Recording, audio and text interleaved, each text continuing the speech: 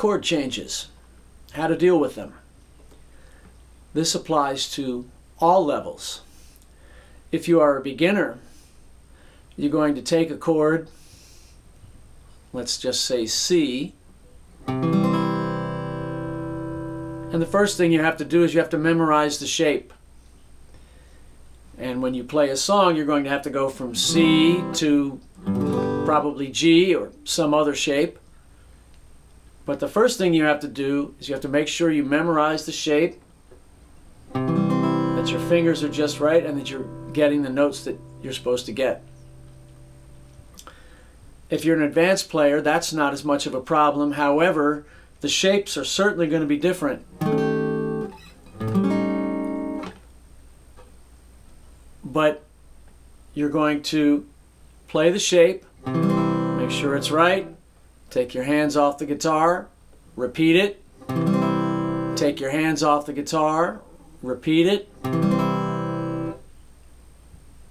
Then you will take, let's say, the next shape. Let's just say it's G. C and G is probably the most common chord change there is in guitar playing. So again, you have to memorize that G, and by the way, it's fingered like this, not like this. It is fingered like this. Now, and the reason, it just drops right in, right? This is difficult. This makes a lot more sense. Anyway, so once you have the shapes memorized, but it's like, okay, I make a C chord and now I'm supposed to change to a G chord in the song. Oh my goodness, well it goes like this and this and this. Well, eventually that will become a lot easier. And the way to do it is with our friend the metronome. Now you can get an app on the phone. Many of them are free. 60 beats a minute is a great tempo. And instead of using it as a timekeeper, it's going to be more like a video game, right? So we're going to assume a 4-beat measure because most music is in 4/4 time. So you have 1, 2, 3, 4, 1, 2, 3, 4. And we're going to change chords on beat 1 only like this. We're going to go from C to G. 1, 2, 3, 4. Now I have 3 beats to get to a G. Now I have 3 beats to get back. And you don't do any more than this until it's really easy. Really easy. And when it's easy, then you go 2 beats. So we're closing the window. You see what's going on.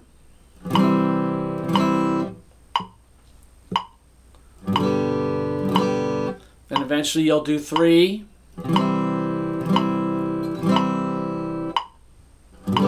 And then when that's easy, you do all 4.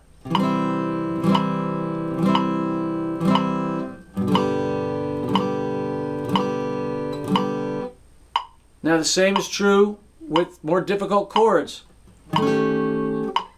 Let's say I'm going from there to here. E flat 7 flat 5 to A7 flat 5.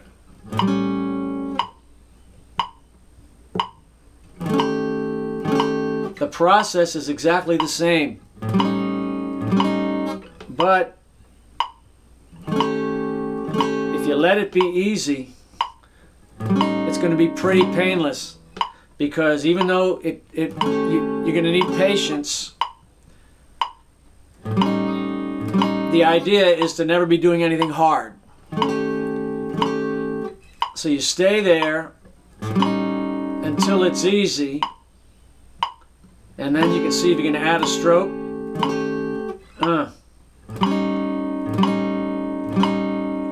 I always forget this particular change in a song that I do, that I don't practice enough, and so it kind of goes away. So if I'm expected to make the change quickly, I'm going to have to take the slow and steady root, which will get me there painlessly. Let's see if I can do all 4 now. Let's see if I can do it. All right, it's not as smooth as it could be. And my goal is to eventually be able to go, all right, I did it, but it's not, all right, now I can feel it getting better with each rep, but had I not done the other things that I had done previously,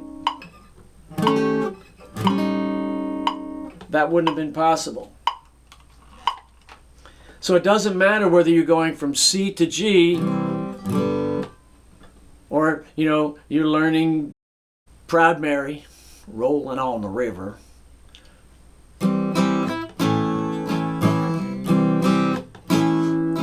You have quicker chord changes than you do on a lot of songs, right? Especially when it gets to the... That's a lot of chord changes. So you're going to have to...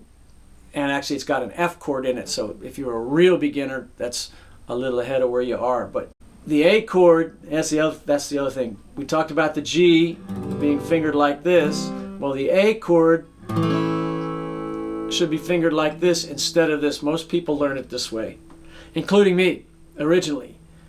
But the idea is to get your fingers close to the fret, and look at how far back this finger is from that fret. When you flip these fingers, you can get everybody closer to the fret as opposed to doing it this way.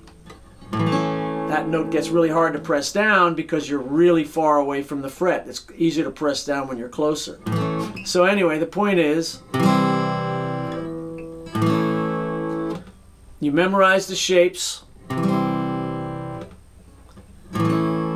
You have to memorize the shapes first. Then you get your friend the metronome out, and you go to 60 beats a minute.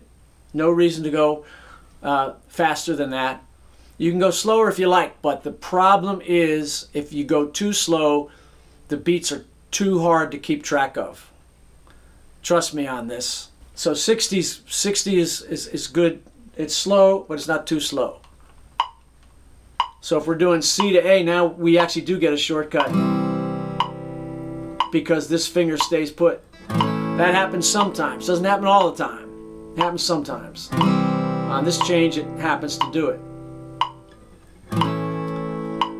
Now, instead of letting it ring, you need to use all the time to make the change and then get it back. It sounds prettier when you let it ring, but that defeats the purpose of giving yourself the time to reposition your fingers. And when that becomes easy, and you all see because your fingers are sitting there waiting for it like that, right? See, in other words, my fingers, okay, when is it? Here we go. So when your fingers are sitting there waiting for it, then you can add a stroke. So now it's going to be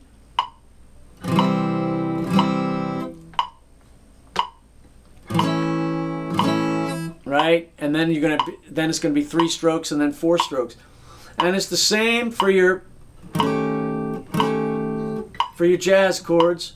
They don't have to be jazz chords; they can just be whatever.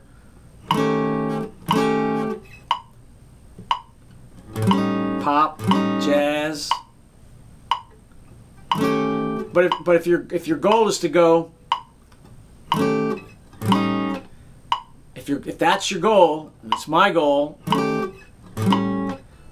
then you have to take the slow and steady route. Now I might start with 3 strums. You don't have to start with 1 unless you need to, right? If you need to, by all means start with 1. Oh my God, I'll never get there. Oh, I just made it. Now I have to get back. Are you kidding me? How do people do this? Well, you keep at it, and eventually it'll be easy, and then you'll find, oh, wait a minute, there's 2. Now here's 2, and then that's going to be hard, and then that's going to get easier. If you've been doing this a while, you don't have to go to 1 strum. You can maybe start with 3.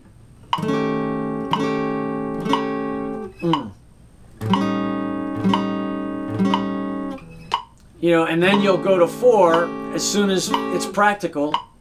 If you're struggling with 3, don't try 4, but if it's easy, then you can try it.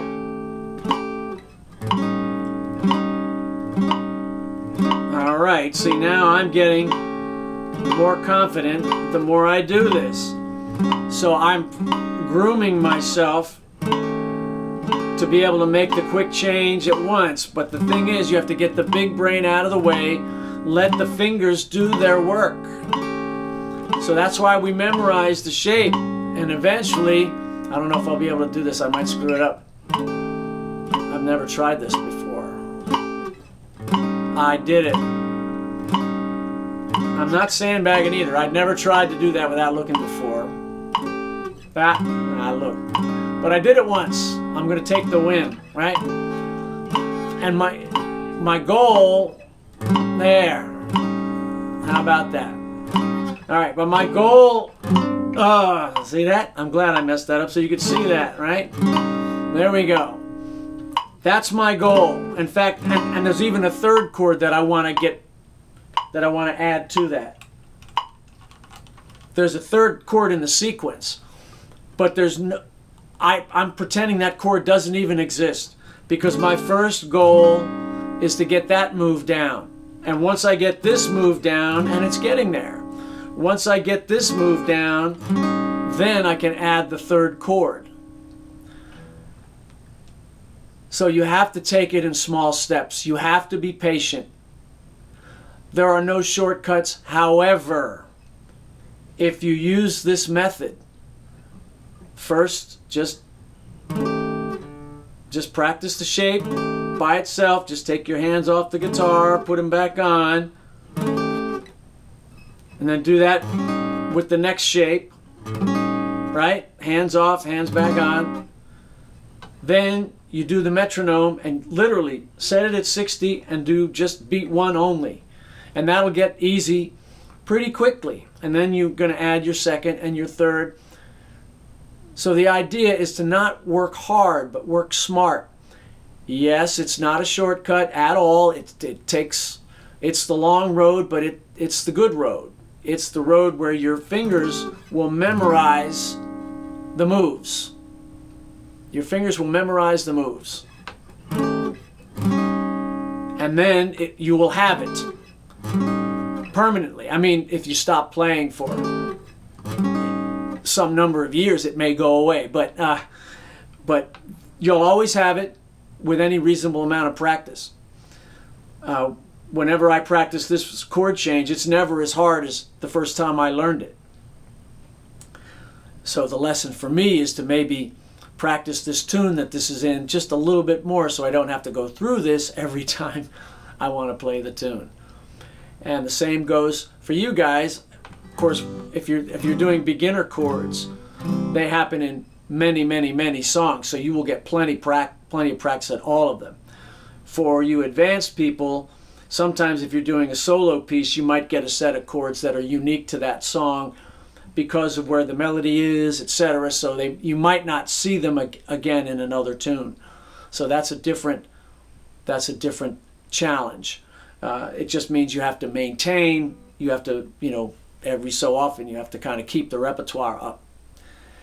Okay, in the description below, I will have links to a making clean chord changes video and also a metronome use video where each of these issues I discuss separately and in more detail, and those are more beginner oriented. But again, this process is the same for all levels, whether you're doing G to C or E flat 7 flat 5 to A 7 flat 5. Doesn't matter, the process is exactly the same. I hope this helps, and we'll see you in the next video.